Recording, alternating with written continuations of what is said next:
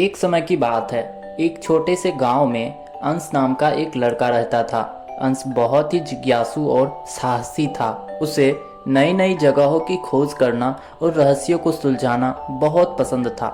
एक दिन जब वह गांव के पास बने पुराने खंडर की तरफ गया तो उसे उसकी नज़र एक छोटे से दरवाजे पर पड़ी जो अब तक उसने कभी नहीं देखा था।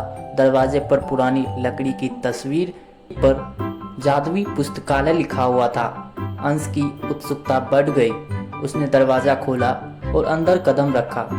कमरे के अंदर घना अंधेरा था, लेकिन जैसे ही उसने आगे बढ़ना शुरू किया, अपने आप दीवारों पर टंगे लैंप्स जल उठे। अंश की आंखें चौंधिया गई। वह देखता है कि यह एक विशाल पुस्तकालय है जिसकी छत नहीं थी और उसके ऊपर केवल रात का गहरा आसमान था जिसमें चमकते हुए तारे झिलमिला रहे थे। अंश ने किताबों की तरफ देखा। वे किसी भी सामान्य किताबों की तरह नहीं थे। वे चमक रही थी जैसे उनके अंदर कोई जादू भरा हो।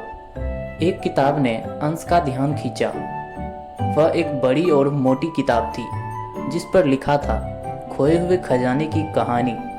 उसने तुरंत वह किताब उठा ली और जैसे ही उसने उसे खोला, एक तेज रोशनी उसके चारों ओर फैल गई। अगले ही पल अंश ने खुद को एक घने जंगल में पाया।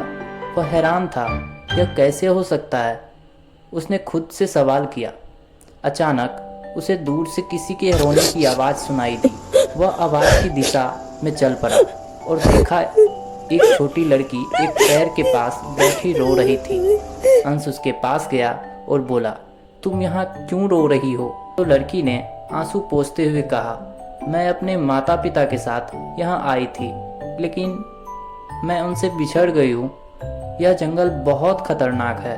अंश ने उसे दिलासा दिया, घबराओ मत, मैं तुम्हें तुम्हारे माता पिता के पास ले जाऊँगा।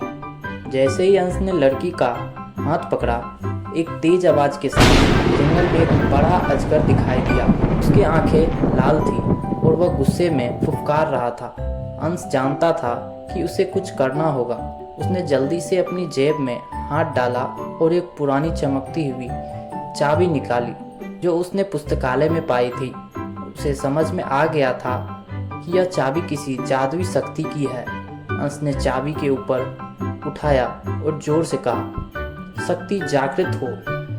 चाबी से एक तेज रोशनी निकली और अजगर तुरंत शांत हो गया। उसकी आंखें नीली हो गई और वह धीरे धीरे वापस अंधेरे में गायब हो गया।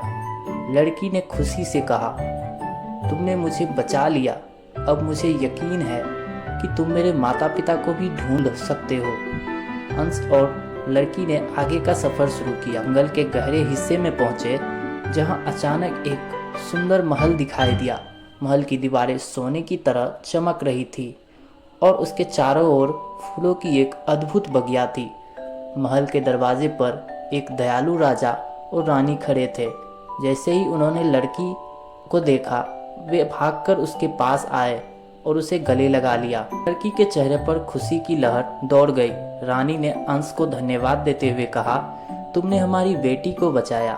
हम तुम्हारे आभारी हैं। सहायक कार्य के लिए हम तुम्हें यह जादुई पुस्तक देते हैं जो तुम्हारी हर मुश्किल में तुम्हारी मदद करेगी। अंश ने मुस्कुराते हुए पुस्तक को लिया और कहा, धन्यवाद महारानी जी, लेकिन मुझे अब घर लौटना होगा। अंश ने अपनी आंखें बंद की और उसी जादुई चाबी को फिर से चमकाया। अचानक वह फिर से उसी जादुई पुस्तकालय में वापस आ गया। उसने चारों ओर देखा और देखा कि पुस्तक अभी भी उसके हाथ में ही थी। उसने धीरे से पुस्तक को शेल्फ पर रखा और दरवाजे की ओर बढ़ा। जैसे ही उसने दरवाज़ा खोला और बाहर कदम रखा, सूरज की किरणें उसकी आंखों में पड़ी। वह अपने गांव की ओर मुस्कुराते हुए चल पड़ा।